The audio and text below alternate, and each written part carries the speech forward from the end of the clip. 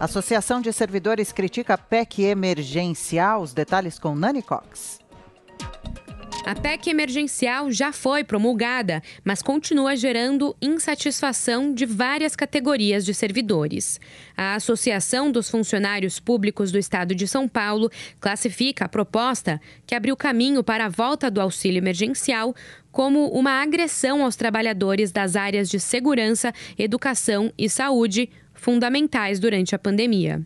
A medida congela salários e proíbe a criação de funções, contratações ou concursos públicos quando as despesas passarem de 95% das receitas.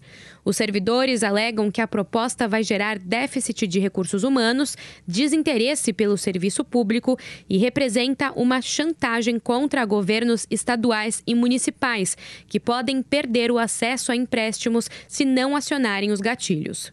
Para o presidente da associação, Álvaro Gradim, a PEC emergencial aprofunda um problema antigo e prejudica os funcionários com menores salários.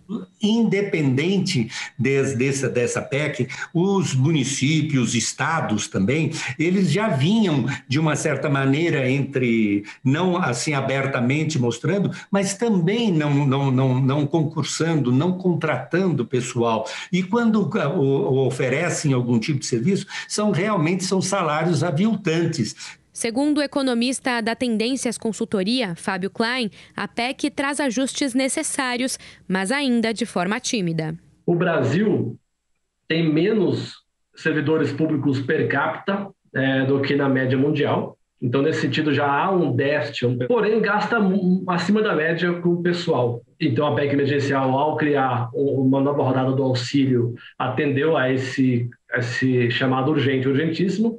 E outro problema urgente é o problema do déficit do endividamento público. E a PEC buscou também, de certa forma, ainda que, vamos dizer, de forma mais tímida, mais reduzida, dar conta deste outro problema. Para o economista Fábio Klein, a proposta fez o possível para unir a necessidade de fazer frente à pandemia e dar conta do déficit e endividamento público. Esse endividamento público, ele esbarra em noções lógicas de economia. Não se pode endividar ao ponto de ameaçar toda a economia do país.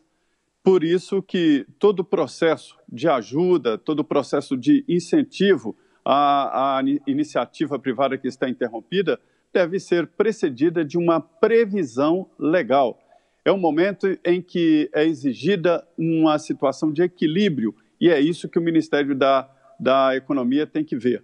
A situação é a seguinte: o Estado, quando paralisa atividades, deve suprir o lucro cessante daquele setor. Estão paralisando sem saber exatamente como as entidades, empresas e autônomos irão se virar. A gente viu aí a aprovação da PEC emergencial, ela cumpriu uma parte da função. Abriu aí o espaço legal para você ter o auxílio emergencial, ou seja, não vai ter teto e tudo mais, vai poder ter o auxílio emergencial. Mas na questão fiscal, ela deixou tudo um pouco mal parado, ela é relativamente fraca, provavelmente só em 2025 se acionam os gatilhos aí da PEC emergencial, então até lá não deve ter grandes efeitos, mas o Brasil está numa situação meio díspara. A gente tem um monte de regra fiscal. Tem a lei de responsabilidade fiscal, tem a regra de ouro, tem o teto de gastos, tem os gatilhos dessa PEC, e mesmo assim a gente tem cada vez menos credibilidade de que o governo vai de fato fazer os ajustes necessários. Eu acho que está na hora do Congresso e o governo sentarem e rediscutirem todo esse emaranhado de regras aí para criarem algo que passe credibilidade.